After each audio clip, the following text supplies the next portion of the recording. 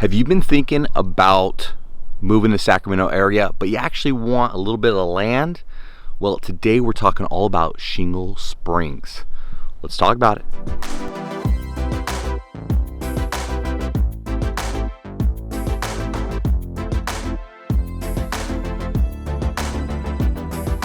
Hey guys, welcome back to the channel. As always, before I get started, please hit the like button, subscribe, hit that notification bell, because I got new videos coming out for you guys every single week. This one I'm gonna actually finish up back at the lab, but I wanted to show you Shingle Springs. It's a place that's not talked about a lot, but if you're into maybe buying some land and building, and or you are not really wanting to be in the hustle and bustle but still close enough to Sacramento to get into it, don't mind maybe a little bit of a drive, Shingle Springs might be the best place for you. I want to show you one thing. A lot of the houses out here, I'm hoping you guys can see this. We're out here, it's about 4 or 5 acres out here. This is the views that you get in Shingle Springs. Beautiful. Now, it does take some time to find some flat property, but there's more and more properties coming on the market right now. So if this is something that might work for you, hit us up. Otherwise, I'm gonna go kind of into the stats of what you can get in Shingle Springs. All right, everybody, so let's get into the stats of Shingle Springs. So first of all, very small community, like I was saying before. You've only have about 4,000 people that are actually living in Shingle Springs. Cool thing about Shingle Springs though is it's right off a highway. You butt right up to Cameron Park, and you're also just a few minutes from Placerville. So plenty of things to do around there. Now for housing prices, this is a pretty wide range, but average house price at the time of this filming is gonna be right around $720. Now the reason it is even that high is just because a lot of these properties out there, like the property I was at, have a lot of acreage. I would say most of my clients that we get out there are going to want somewhere between 2.5 plus on the acreage. And the other thing that really kind of skews that number, it depends on the view that you're actually going for. If you're at the property like I was showing you earlier, that is going to be kind of a top tier property as long as you have additional land around you, where if you get a little bit more into the valley of Shingle Springs, it's gonna be a little bit less price per acreage.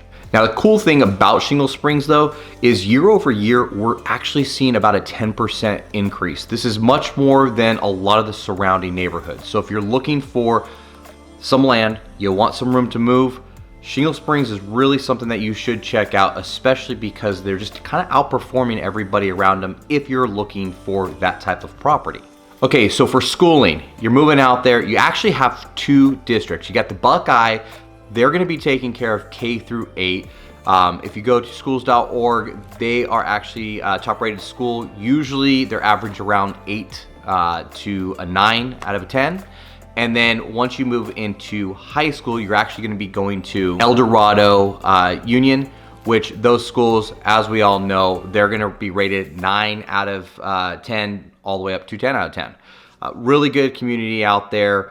You're seeing a lot of the teachers really take care of the students, a lot of the students excelling, a lot of scholarships starting to come out of the area, so pretty cool. So of course, you're in the Sierras, so you've got a lot of biking, hiking trails, fishing, some of the lakes and rivers around the area, but you're also, like I said before, you're butt up right to Cameron Park. So you actually have the Cameron Park Community Center right down the street from you, as well as the huge community pool. And then if you're looking to do a little bit of shopping, if you want a lot of that boutique, you just really pop over to Placerville real quick. So there's a lot of different food up there. You've got Italian food, you got Mexican food. Some of our favorite places can be CT Cafe and Grill. We love stopping in over at the Gold Pan. This is a cool little pizza joint. Or probably our favorite the last couple times we've been up there has been the Break Room. Great food out there as well. It's gonna be a little bit more American. But again, you got a lot of different places right along the 50. If you are doing any kind of commuting into, say, Sacramento, I don't know if I would actually go to Shingle Springs unless maybe you're doing, say, 2, maybe 3 days max. The 50 is a pretty straight shot right into Sacramento.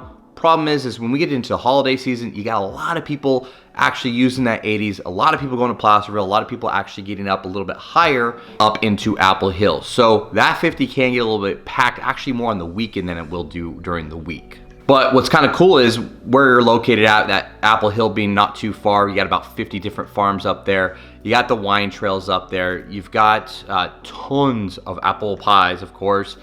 During the winter time, or I should say during the holiday seasons, they've got the pumpkin patches out there. And if you're really adventurous, you can go ahead and cut down your own Christmas tree out there. They literally will give you an axe and a saw and say good luck. Also, we don't want to forget about the annual Shingle Spring community event.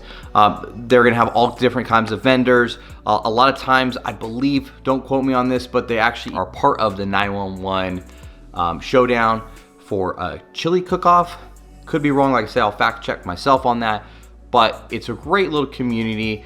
You really are going to get the sense of being out there, that you are part of something. And again, if you want some space and you want the views, but you want some flat acreage, Shingle Springs is probably one of those places that you really want to dig into a little bit deeper. If you guys have more questions on this, please leave a comment. If you guys are thinking about buying, selling in the area, please reach out to me and Deborah. You can text us, you can set up that Zoom meeting that's up here somewhere.